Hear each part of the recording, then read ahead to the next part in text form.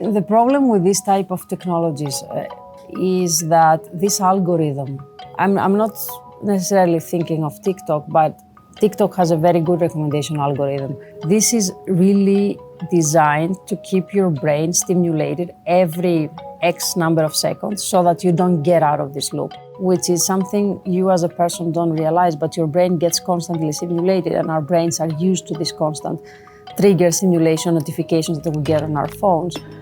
And the more frequently we receive them, the more we want them.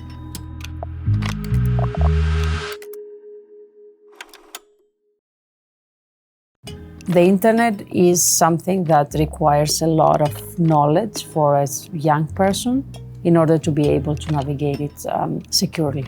So digitally mature are the children that know how to tell what is wrong and what is right, and also they know how to use all this right information on their benefit. It is not just about screen time. Digital maturity is about any interaction a person has with technology. This technology can be screen time, social media, AI, any technology around us that we are interacting with and we are using for learning, entertainment, anything.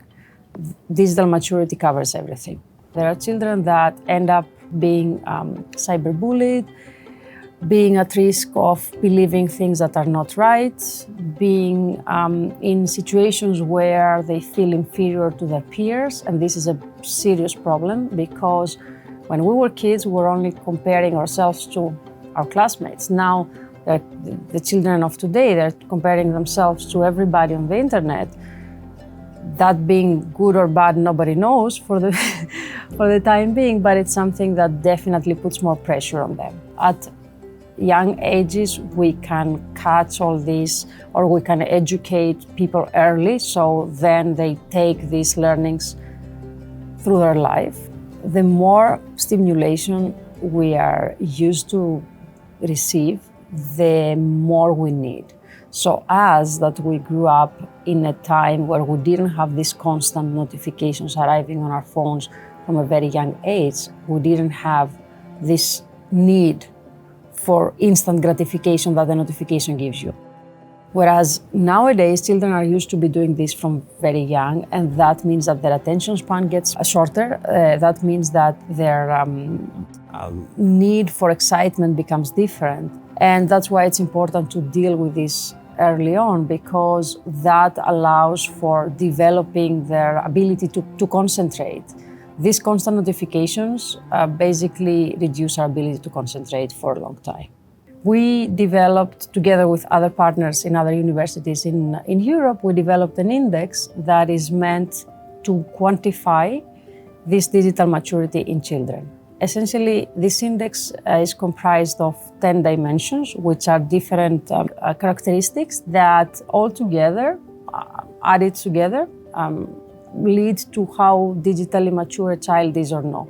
There are different dimensions there. The most important ones are how children can use technology to support their learning. There are also other dimensions that have to do with the regulation of emotions, because we notice that their emotions can be exacerbated from things that they're exposed to on the internet, and also support-seeking behavior. This is very important for children because they're young, as all of us were young, and we didn't know exactly how to assess information around or how to assess different triggers. So this index is a uniform metric that can be used in different countries, in different children, to measure the maturity of different children.